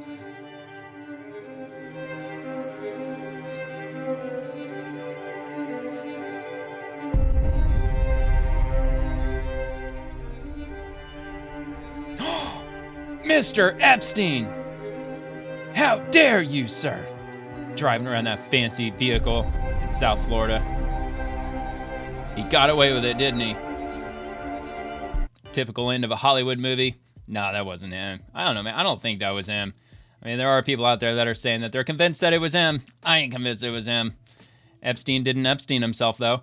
All right, FBI Director Kash Patel, another addition to the FBI's 10 most wanted fugitives list. After taking a historic 6 of the top 10 off the board last year, we continue to replenish the list. Today is Annabelle Alexander Canelon Aguirre, wanted for his alleged role leading in an international ATM jackpotting scheme for Tren de Aragua since at least 2024.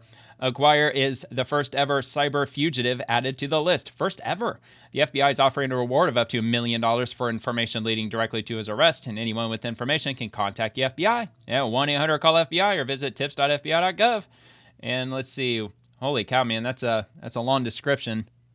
All right, Annabelle Alexander Canelon Aguirre. Maybe it's Aguirre, not Aguirre. Whatever. He's wanted for allegedly leading a large international conspiracy that deploys numerous crews to the United States to steal millions of dollars from financial institutions in support of the Tren de Aragua transnational gang, a designated foreign terrorist organization which originated in Venezuela and now operates throughout Latin America and the United States. Since at least January of 2024, Canelon Aguirre and other members of the conspiracy are alleged to have unlawfully enriched themselves by committing ATM jackpotting, a scheme where malware is installed on ATMs to force the unauthorized withdrawal of cash, after which the stolen cash flows through a complex money laundering network. On December 9th of 2025, a federal arrest warrant was issued for him in the United States District Court, District of Nebraska, Omaha, Nebraska, after he was charged with conspiracy to commit bank fraud, conspiracy to commit bank burglary, and intentional intentionally damaging a protected computer system, conspiracy to commit money laundering, and conspiracy to provide material support to terrorists. This case is being investigated as part of Joint Task Force Vulcan in conjunction with the Computer Crime and Intellectual Property Section, or CCIPS, of the Department of Justice. All right, man. So he's got a litany of charges that he's looking at if they ever end up catching him. And when you got $1 million price tag on your head, you're probably going to get caught. All I'm saying. ABC News breaking: a federal judge has blocked subpoenas issued by the Justice Department against Federal Reserve Chair Jerome Powell after determining the government produced essentially zero evidence, according to an unsealed court opinion. And Judge Jeanine Pirro, who is the U.S. Attorney for the District of Columbia, she is pissed off at this. We'll get to her in a minute. A top federal judge in Washington on Friday blocked Justice Department subpoenas to the Federal Reserve's Board of Governors after determining the government produced essentially zero evidence to support a criminal investigation of Fed Chair Jerome Powell, according to an unsealed court opinion. Quote, there is abundant evidence that the subpoena's dominant, if not sole purpose, is to harass and pressure Powell either to yield to the president or to resign and make way for a Fed chair who will, U.S. District Judge James Bosberg said in his opinion. Good grief, dude. Yeah, he's not aligned with the left at all. He's definitely not an activist judge of any kind. I mean, what the hell kind of opinion is that as a judge? A mountain of evidence suggests that the government served these subpoenas on the board to pressure its chair into voting for lower interest rates or resigning. On the other hand of the scale, the government has produced essentially zero evidence to suspect Chair Powell of a crime. Indeed, its justifications are so thin and unsubstantiated that the court can only conclude that they are pretextual, the judge added. I mean, so much for sticking strictly to the Constitution. And it sounds a lot of that is rooted in opinion. Acting U.S. Attorney Jeanine Pirro blasted Bosberg as an activist judge and has pledged to appeal his ruling. This is the antithesis of American justice. Exonerating anyone without any records, without an investigation or questioning, is not how our criminal justice system works, Pirro said in a news conference. So they didn't even investigate anything. Sounds like. The Justice Department's probe centered on Powell's testimony to Congress last year about cost overruns in a multi-billion-dollar office renovation project. A spokesperson for the Federal Reserve Bank declined to comment on the ruling. Powell rebuked the investigation in a video message in January as a politically motivated effort to influence the Fed's interest rate policy. The Justice Department's move was met with heavy criticism from the Hill, especially from key Republicans who stressed the importance of the Fed's independence. Pirro denied that politics played any role in her probe of Powell, and the focus was whether public money has been wasted as a result of the Fed's renovations. Oh, it has. Oh, it way has. And potential false statements to Congress by Powell about the operations. Senator Thom Tillis, a North Carolina Republican who sits on the Senate Banking Committee, warned Pirro's office against appealing Bosberg's ruling. This ruling confirms just how weak and frivolous the criminal investigation of Chairman Powell is and is nothing more than a failed attack on Fed independence. We all know how this is going to end, and the D.C. U.S. Attorney's Office should save itself further embarrassment and move on, Tillis said in an X post on Friday. Yeah, I wonder if he's establishment. I wonder if he's a rhino. Of course he is. So, yeah, has the Fed wasted money? You bet your ass they wasted their money. That building should be nothing but a white-walled, blank-ass nightmare when you walk in. There should be absolutely nothing in there except white floors, white walls, white ceiling, no windows, just as plain as an office building can possibly get. I mean, something that I don't even know. I can't even imagine a more boring structure, even if I tried to imagine. That's exactly what the Fed should look like on the inside. But I have a feeling, since they literally spent billions, with a B, they spent thousands of millions of dollars renovating an existing building, trying to make it look fancier. I mean, what the hell does the Fed need all this additional space? Apparently, they added thousands, if not tens, maybe even hundreds of thousands of square feet of space in a basement or a sub-basement or whatever the hell they did. Anyway, I'm sure that they added far more than they really needed to. It's absolutely ridiculous, the amount of waste that happens. And we've got this next order breaking. U.S. Attorney Jeanine Pirro just announced activist Judge Bosberg has blocked a grand jury from investigating the Federal Reserve. Pirro says this block is totally illegal. The House needs to start impeaching these activist judges. Enough is enough. As a result, Jerome Powell today is now bathed in immunity, preventing my office from investigating the Federal Reserve. This is wrong, and this is without legal authority. I can't believe that they have to get a judge's permission to freaking investigate. It's the Department of Justice, for crying out loud. But they have to get a federal judge's permission to investigate what, anyone in the Federal Reserve, or is it just the chairman of the Federal Reserve? It's ridiculous. An update on the DOJ criminal investigation into Fed Chair Jerome Powell. Let's watch. Governors of the Federal Reserve System. Now, the American public is fed up with public monies that seem to go into a black Tell you what, man, hole. you learn with each passing day how Especially in insanely crazy DC, our freaking government system where is. no one is held It's accountable. unbelievable. One of the age-old tools that all prosecutors have to investigate any crime, including cost overruns, is a grand jury Except for subpoena. this video being off center. Today, however, in Hey, Washington, me, that's in the video. an It's all activist weird. judge has taken that tool away from us.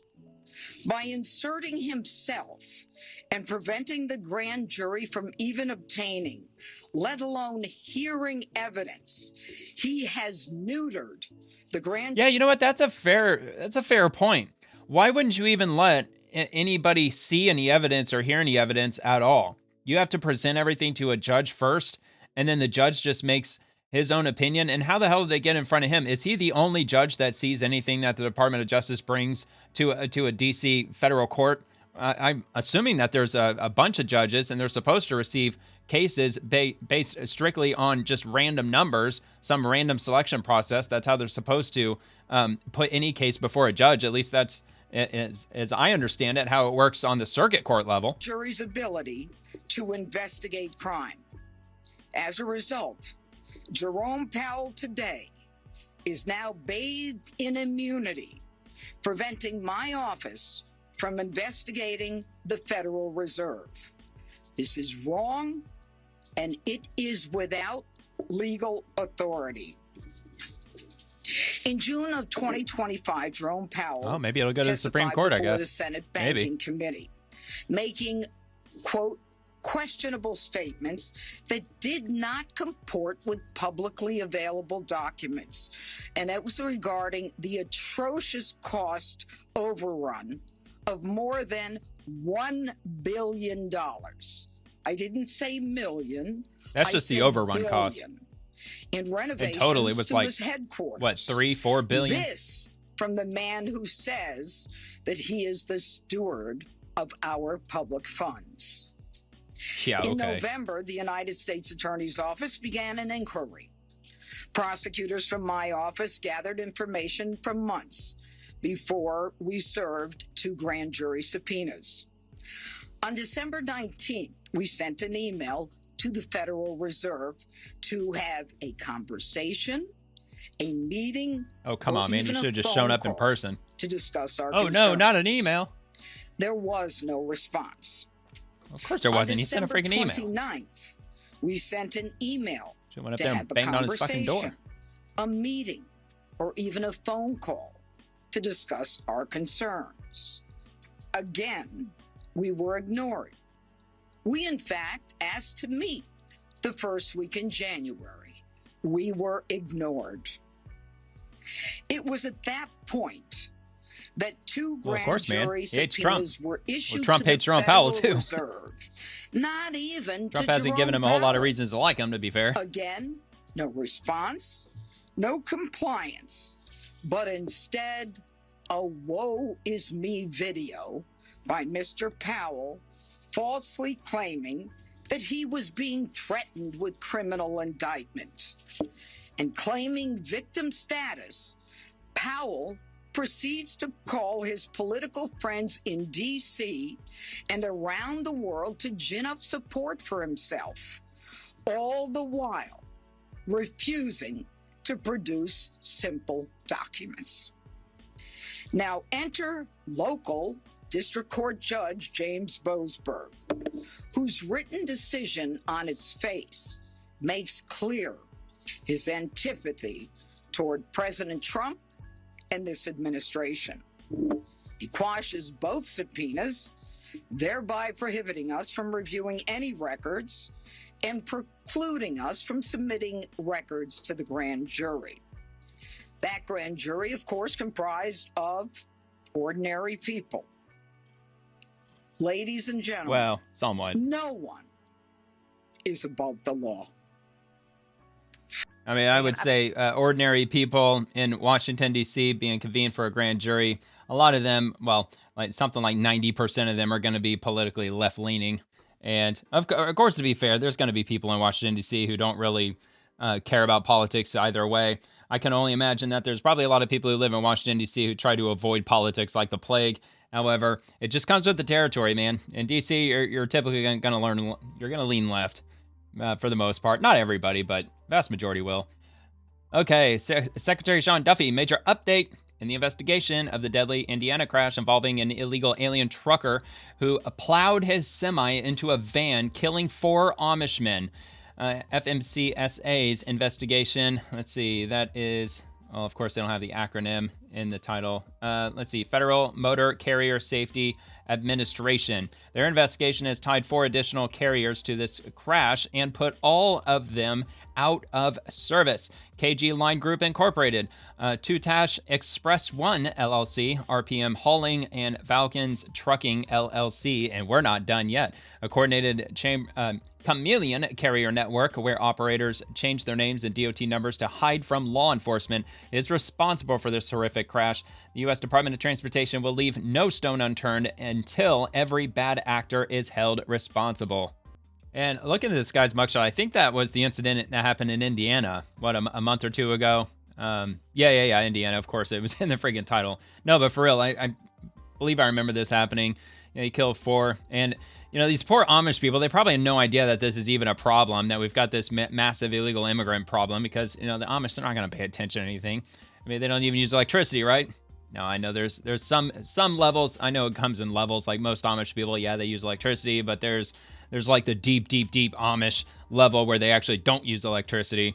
All right, so anyway, Nick Minock, new Fairfax County parents tell me their girls were groped in between their legs, front to back, during school by an adult male student who happens to be an illegal immigrant, and that this has been happening the entire school year.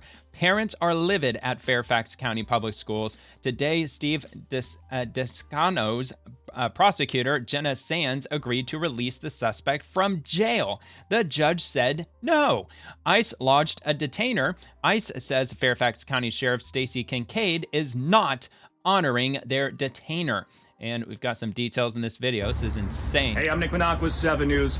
I'm learning a Fairfax County high school student is charged with 9 counts of assault and battery. And this student and they won't deport happens to be in the country illegally. Are you fucking kidding? ICE told me that he entered the country I don't give a shit if he's freaking freaking 10 years old. Under Deport the him. Biden administration. And now he's charged with assault with his family, and of course. battery. ICE told me they lodged a detainer against this man who is in the jail, and Sheriff Stacy Kincaid will not honor that ICE detainer. Now, I looked into it, and I spoke to parents of about a dozen victims who tell me Sheriff that is an elected position, this man, folks. who's 18, will soon Vote be them 19, and as a junior at Fairfax County High School, went behind their girls in the hallways at school, and he put his hands in between their legs, moving from the front to the back with his hands. And this happened at least a dozen times, they tell me. And several victims have come forward. And parents are livid at Fairfax yeah, County dude, Public I'd be Schools. freaking trying They to say kill they've that been dude. sweeping this under the rug, and this alleged behavior has been going on all school year, according to the prosecutor, and nothing has been done about it until now. And there was a court hearing today where the student's public defender was trying to release him, asking for bail, and Fairfax County Commonwealth's attorney Steve Descano's office agreed to release him, but the judge said no. The judge said that the bail request did not adequately address the public safety. Good. I spoke exclusively with the mothers and some of the fathers of these victims. You can watch those interviews on WJLA.com. That's insane, man. If that was my daughter, I'd be freaking turning Dexter into a documentary. I'd be going just ape shit over that. All right, libs of TikTok, anti-ICE activists in Vermont surrounded a home to block ICE from conducting an immigration operation. They should all be arrested for interfering with federal immigration enforcement, as they absolutely should. It's just absolutely appalling that they are just letting this happen. That federal agents, like they're absolutely just fully obstructing their investigation. They're impeding an investigation physically. I mean, every single one of these people should be charged and convicted and sentenced up to 8 years in prison because that's what they can get. Because this is a felony what they're doing.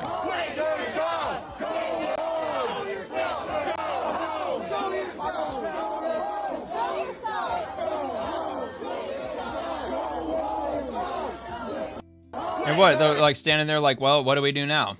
I mean, do we find out what happened? Evidently not. I guess we don't end up finding out what happened. Hopefully all of them got arrested. This is what seriously pisses us off about the Department of Justice and Homeland Security. This is textbook obstruction of federal law enforcement, a felony punishable by up to 8 years in federal prison. I don't care if they number 500 plus. They all must be arrested and convicted. They should, dude. It's fucking infuriating that they just continue allowing them to play these stupid games. And most of these people are full on ignorant when it comes to everything. They're just politically brainwashed. They live in this retarded left-wing fucking matrix, and it's blood boiling that they just continue to do this day after day. And ICE just basically just kind of stands there. Because, I mean, I get it. The everyday agents, maybe their hands are tied. They're probably calling their higher-ups and just practically, I would assume they're begging them at this point. Can we please start arresting these assholes? And I don't know who's telling them to stand down, but obviously somebody's telling them to because they're blatantly violating the law by doing that. Breaking, Democrats in Rhode Island have introduced a bill banning police agencies from hiring anyone who worked as an ICE agent. So this is happening. I mean, we're going into full-on clown world. It's really going to get to the point. I think somebody in the comments actually made a good point with this. Maybe it wasn't in the comments, but somebody compared this to The Dark Knight Rises, where they were having those ridiculous like kangaroo courts, where they were just given they were charging them with just these ridiculous charges that were just so based on nothing, and they were giving them these insane maximum sentences, walk on thin ice until you drown, that kind of shit. And is it really going to get to that point? Did you vote for Donald Trump? Okay, off with your head. We're going to take them back behind the tool shed or the wood shed or whatever. It just might get that crazy. I mean, that shit's happened in history before, especially in communist nations. All right, breaking. Okay, sorry, I read that. State of Rhode Island in General Assembly, January session 2026, relating to state affairs and government law enforcement officers due process accountability and transparency act, ICE Out Act. It's called the ICE Out Act. Introduced by Representatives Alzati, Stewart, Batista, Tanzi, Fogarty, and Kislak. They all sound foreign. Date introduced January 30th of 2026, House Judiciary. It is enacted by the General Assembly as follows. Chapter 42-28.6 of the General Laws entitled Law Enforcement Officers Due Process Accountability and Transparency Act is hereby amended by adding thereto the following section. Prohibition against hiring immigration and customs officers. A law enforcement agency, as defined by Section 42-164-2, shall not employ any individual who was hired as a sworn officer of the United States Immigration and Customs Enforcement Agency on or after January 20th of 2025. This section applies prospectively only and does not apply to any individual hired by the agency prior to the effective date of this section. This is insane. This act shall take effect on October 1st, 2026. Well, it sounds to me like it passed. Sounds to me like that it's actually been written into the law, right? I mean, it says they introduced a bill, but the way they've written that up, I don't know, maybe not. Maybe that's just simply how it will read up, or it will be placed into the law if passed. Look, man, that's how loony the shit is getting. That's how crazy this is getting. And, of course, if Democrats, if they get power across the board, it will get in that. It will absolutely get that insane. It may not happen overnight, may not happen in 2 or 3 years, but it'll get there. It'll get to that point where they're going to be looking back into the voter rolls. And they're going to find out those who voted for Trump, all of a sudden your bank accounts don't work. All of a sudden you're unemployable. You're unrentable. Your bank is going to cancel your mortgages. You're going to end up homeless. And then, we're going to tighten our laws with regard to conservative homeless camps, and then we're going to send them off to concentration camps. I mean, you can kind of see where all that goes. All right, next order. Holy crap, hundreds of millions of dollars in Medicare fraud was just uncovered by Fox in California. 76,000 claims worth $600 million was billed to taxpayers under one 87-year-old doctor's name. Several hospice centers are listed under the one doctor's name in the Los Angeles area, but the doctor doesn't even live in the state. He lives in Las Vegas. The amount of fraud is absolutely mind-blowing, and the politicians who enable it need to start being charged. Gavin Newsom is a failure. He's a massive failure. Healthcare fraud he's running for president. Is fancy focused that. on California tonight. Senior national correspondent William Lajeunesse tells us about one provider who does not even live in the state and is responsible for hundreds of millions of dollars in billing. I'm looking for Dr. Faustina. This is his address of record with the medical board. He doesn't work here. He doesn't work here. He is your medical director, however. Isn't that correct? No. He's not. Since when? I don't know. In December, New York Never. Congresswoman Claudia Obviously. Tenney asked the Trump administration to investigate healthcare fraud in L.A.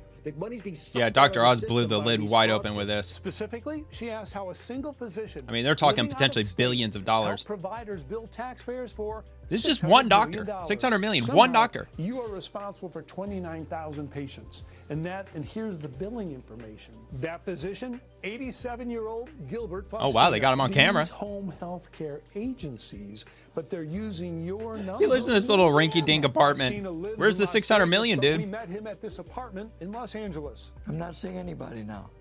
Last month I saw about 10 or 15 charts when I would visit, but that's one day a week.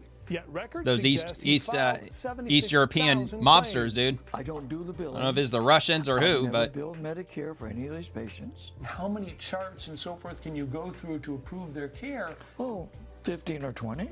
But these documents suggest that you're seeing thousands of people. Well, the document is wrong. Federal documents show Oh my God, dude. 35 providers billed Medicare $600 million over 5 years using Faustina's physician. Where's the number. money, Lebowski? Yet he claims only to Where's have the money? contracted with 3 companies in this building.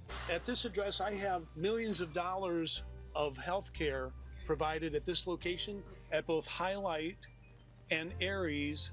And on call, there's more than 900 patients, and $17 million has been billed out of this location. It certainly sounds unseemly to me. Dr. Ira Byock is a national expert. They're all only serving a few patients, which keeps them at a level under the radar. This isn't a mistake. This is a strategy. Records also link Faustina to 18 hospice providers I am not associated with any hospice. and 3,000 claims. I'm not associated with the claim at all. I've never seen the claim. So what's going on? Hospice in Suite 204. We visited several hospices billing under Faustina's Medicare number. Many look more like mail drops than medical offices. My name's William Lajeunesse, and I'm with Fox News. We also spoke to one company that provides Only in a blue doctors state. and nurses Identity to home theft health leading care to agencies. $600 million stolen. With us as one of our supervising doctors. Days after receiving the Tenney letter, Medicare ended Faustina's ability to seek reimbursement. And this company Certainly hope so. We are not sure what happened as well. You're not sure? Yeah, just forget about it. Move on. If there is fraud, Faustina says he's not getting a cut. So you think somebody's probably committing fraud on your behalf? Absolutely. Not on my behalf, on their behalf. Neither Dr. Faustina nor any of the providers associated with using his Medicare number have been accused of unethical or illegal conduct. However, the U.S. Attorney is investigating home health and hospice in L.A. Brett? Oh, good grief, man. LA, just another one. California, just as bad, probably even worse than Minnesota. It's probably 2-3 times worse than Minnesota. Although Minnesota is just run by a ton of incompetence, whereas California, I think, is just run by just greed and good old-fashioned evil. The Rubin Report, Gavin Newsom files a complaint against Dr. Oz for racism after he exposed LA's hospice fraud. Rubin Report, is this the end of identity politics? Even uncovering fraud will lead to accusations of racism? Yeah, that's basically what they're doing. I mean, yeah, if you're doing something that we don't like you doing, you're a racist. If you are somebody we don't like, you're a Nazi. That's how stupid this is getting. This is the #1 playbook by Democrats. It says Devori darkens and make everything about race. Funny how Gavin focuses on the race of the fraudsters instead of the fraud itself. Well, yeah, man, that's what they do. They just jump straight to identity politics. Oh, you can't investigate this or else you're just going to be a racist. Governor Gavin Newsom's office is filing a civil rights complaint against Dr. Oz. Let's go to a more civil rights difficult place to live in than even the Middle East. We're talking about California. That's right. Davari, you're lucky you got out too. So here is Gavin Newsom, who is now filing a complaint against my friend Dr. Oz. Something, he's racist? Governor Gavin Newsom's office is filing a civil rights complaint against Dr. Oz, who is currently serving as administrator of the Centers for Medicare and Medicaid Services. Than Dr. The governor Medmed is seeking Oz. an investigation into Oz's, quote, baseless and racist allegations against Armenian Americans in California.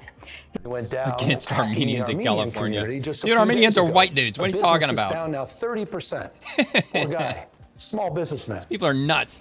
Running a bakery because he decided to do a little TikTok video or something, saying they're somehow connected to the mob around hospice. So if the mob was connected to Great Britain, would he still be a racist? Oz's statements show a discriminatory motive that could affect how investigations into fraud are conducted. Okay, so that's somehow laughably Dr. retarded. Oz is racist against Armenians in Los Angeles. Here's actually what Dr. Oz did. So you can see these are medical buildings. I played this on the Swamp Cyrillic writing, a few weeks back. Russian, Armenian writing. Both sides, there's lots of action, it seems. I don't know how many patients are getting care, but none. In this 4-block area in Los Angeles, there are 42 hospices. So either there are a lot of people dying here, or you've got a and the discharge rate is like 95%. Wants to get in on it. It's Davari, absurd. This is a perfect example of the end of what identity politics is. That Discharge somehow, alive, by the way. Even uncovering fraud, which in this if case, you know anything about happens hospice, to be that's a kind of bunch unusual. Armenian-owned businesses that are doing this type of fraud, that will lead to the accusation of racism, as opposed to, I don't know, rooting out the fraud, making sure that places that say they're, taking care of end-of-life patients are actually being taken care of instead of just cashing checks from the government. Exactly. This is... Dude, I don't give a shit if they're from Armenia or from fucking Zimbabwe. It doesn't matter where the hell they came from. They're committing fraud. They're committing fraud. The number one playbook from Democrats. I mean, step number one is make everything about race or somebody's skin color. Accuse everyone of being a racist. And not actually talk about the merits of the case. And the Call them a fact that xenophobe. someone from the CDC, They're fat who's shaming. in charge Stop of the manspreading. CDC, by the way, physically went there and did something that you would expect your local journalists to do, I think really screams a huge problem for California. And that's just the speckle in the bucket of all of the massive fraud, whether it's COVID or homelessness. We can go down dude, COVID's in a league of its own. But I wouldn't expect anything less from Newsom. Yeah, no, I wouldn't either. Yeah. I mean, just the hospice fraud is just, like you said, it's just like a drop in the bucket. I mean, like the high-speed rail. That's a perfect example, like $135 billion. They're estimating that it's going to cost somewhere around $100 million per mile of track. Railroad tracks. I mean, how the fuck does it cost $100 million, even if you are having to level the ground or any kind of excavation or freaking digging tunnels or whatever the hell? It's insane. All right, Kalshi says breaking odds of a recession this year hits a record high of 36%. Okay, economics growth, that's their prediction as of this year.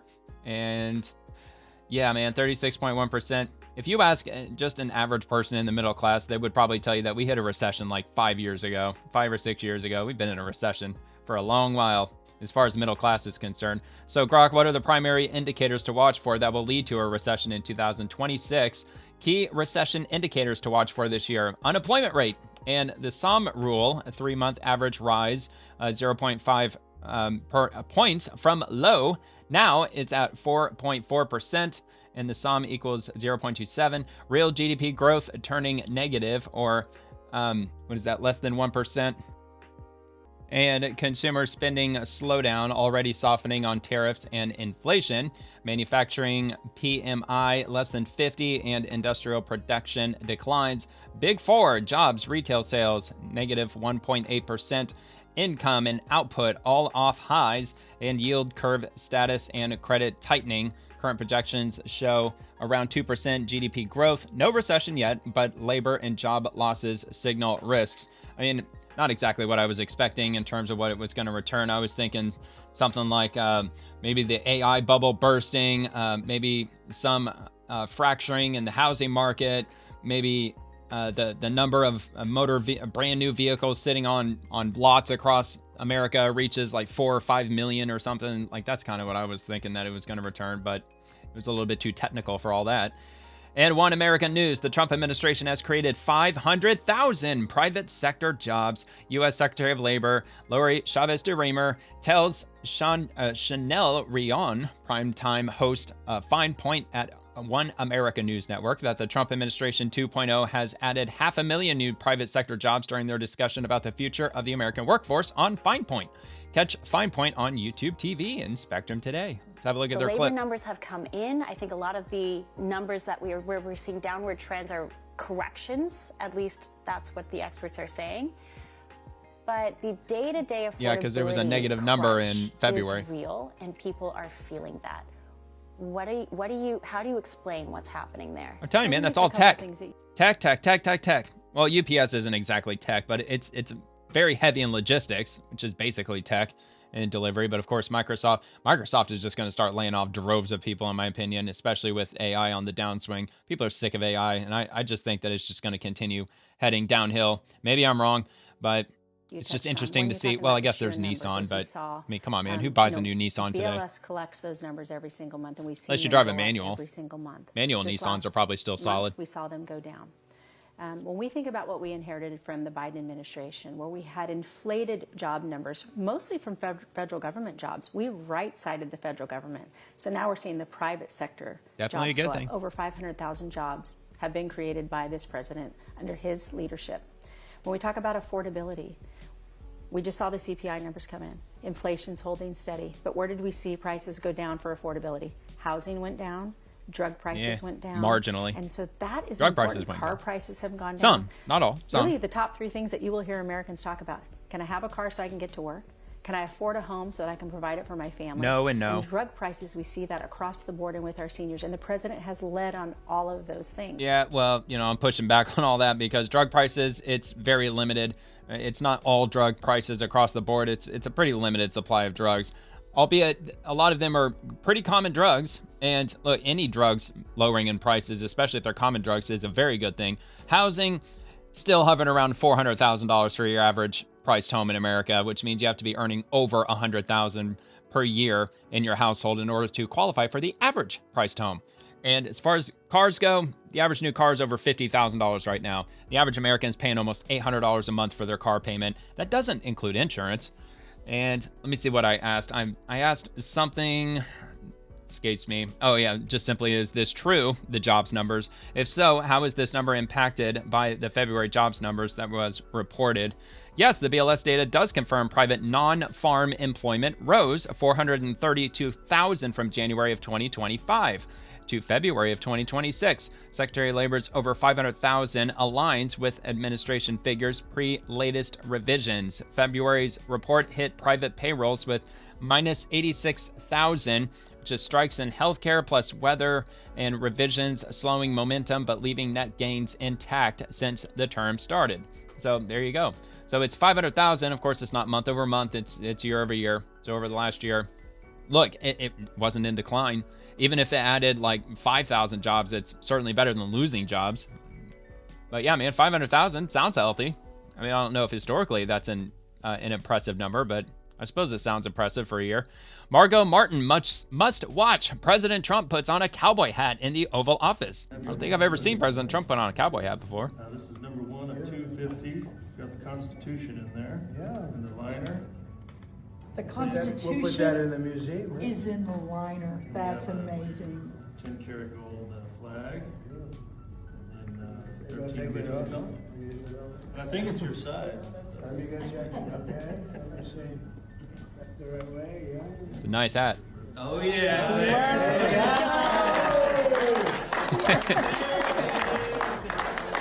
Well, it looks good on him. You gotta admit that. Appreciate it. I'll even save the box. Right? You look. Yeah, save the box. President Trump wearing a cowboy hat. All right. Scott Turner. Clinchfield Mill, a 100-plus-year-old textile mill in Marion, North Carolina, has been a vacant eyesore for years. Soon it will serve as affordable housing for North Carolina seniors. Because of work between HUD, federal partners, and the private sector, this site will feature 140-plus senior rental units. And they didn't say how old it is. It clearly looks really old. So, not sure how much that's going to cost to renovate it. I'm sure it's obviously going to cost a small fortune, but hopefully won't be too crazy expensive. But look, man, that's how you get it done in this day and age. With the cost of building these days, it's just absolutely just wildly unaffordable. So repurpose large buildings. I mean, I don't see anything wrong with it. As long as the apartments are, nice looking and each apartment gets windows and whatnot. It kind of sucks to have an apartment in the center of a building, which probably, according to like building codes and stuff, you probably can't do anyway because, I don't know, like what, fire hazard or something? I don't know. What do I know? All right. Just in, Ugandan Mayor Mamdani just made a shocking claim that he will reverse people from leaving New York City by raising taxes. Quote, I'll ask those who made the most amount of money to pay a little bit more so everyone can stay in this city. New York City is cooked. Dude, why would the ultra elites really care about everybody staying in the city? Dude, if I'm a multi-billionaire and I'm living in New York City, from where I'd be standing, I'd be okay with a lot of people leaving New York City. You're going to give me some breathing room with this population, everybody living in shoeboxes. I think I'd be okay with that. Amidst being in the wealthiest city in the wealthiest country in the history of the world, we already see an exodus of working and middle-class New Yorkers. So I don't have a hesitation in asking those I'm sure you are. make the most amount of money in the city or the most your city profits is in the city to brutally pay insane. a little bit more so that everyone The can city is actually sour stay in milk. this city. It's also something not just about justice or the ability for working class people to live here. It is also actually about ensuring that corporations can continue to attract the top talent to this city. Because in a city where childcare costs more than $20,000 a year, I've heard from corporate leaders about how difficult it is for them to attract individuals who would work at their companies but want to raise a family, because you could be making $300,000 a year and you will feel that $20,000 a year because of the fact that we have allowed for the absence of affordable childcare to become reality here in this city. Yeah, they're fucking nuts. They're absolutely nuts in New York City. I mean, if you're making $300,000 a year, even that would give you quite a comfortable living in a place like Miami. And it's way more gorgeous. And we have no income tax, and our sales tax is fairly reasonable. And yeah, I mean, we got a lot of good things going on here. Constitutional carry state, the free state of Florida. All right, so I got one more. Mamdani pleads with the people to stay in the city. This one, it's probably just a repeat, but I just figured I'd include it just in case it wasn't. Amidst being in the wealthiest city in the wealthiest country in the history of the world. Yeah, it's just a repeat. But yeah, dude, he's just absolutely off his rocker. Let me see which one. No, it wasn't this one. I think it was the other one. I asked a question to see, like, what else is he proposing that's, I don't know, more or less insane. What else is Mayor Mamdani proposing that people find controversial? Mayor Mamdani's other proposals drawing controversy includes rent freezes on over 1 million stabilized units. Landlords warn of disrepair. Oh, yeah. I mean, of course. If you're going to freeze rent, and if, I don't know, a refrigerator or something breaks, they're not going to have the money to fix that because you froze everybody's rent. City-run grocery stores, critics call it government overreach akin to Soviet models. Yeah, dude, that's a disaster waiting to happen. Free buses and universal childcare, funded by hiking taxes on the wealthy and corporations. And a recent budget plan for a 9.5% property tax increase to address a $5 billion pay gap. Whatever happened to, I don't know, lowering everything, lowering costs so everybody can have some breathing room? Doesn't sound like he's going to allow any of that to happen. It's almost as if socialism in a roundabout way just ends up failing. Okay. And what's the last thing I got? I think I got one more thing. Oh, yeah, that's right. So this is from Lucy. An elderly man named Richard came out of retirement to deliver food for DoorDash because he and his wife were struggling to pay their bills. A customer watched her on her doorbell camera as he slowly climbed the steps to deliver her order. She later learned he was working again in his 80s just to get by. She gave him a $200 tip and started a fundraiser. Strangers stepped in, raising over $80,000 to help him retire again. Sometimes the internet gets it right. So here's the doorbell cam of him dropping off their DoorDash.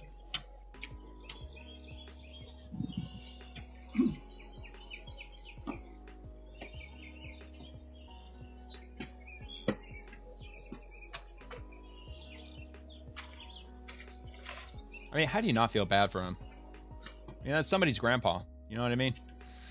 And I got one more follow-up breaking. An elderly Tennessee man, Richard Poley, has amassed nearly $500,000 in donations after being recorded struggling while delivering food to help cover medical bills after he was forced out of retirement following his wife losing her job. This is just another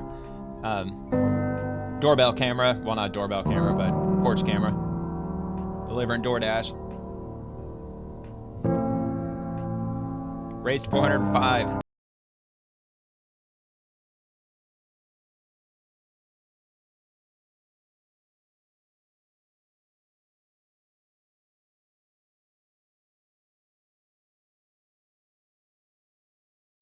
probably too late on that. I'm probably going to get hit. Man, I was doing so well. Doing so well in this video. I don't think that I hit anything that could have potentially been crossing the line with that whole copyright nonsense. All right, so this is Richard's GoFundMe. So let's check out the GoFundMe, and this will be linked below in the description if you feel like donating. They have raised $765,000. I checked this earlier today, and it was still in like the 600 range. It was like 670, 80-ish. So they've raised damn near $100,000 just in what, the last like 5-6 hours.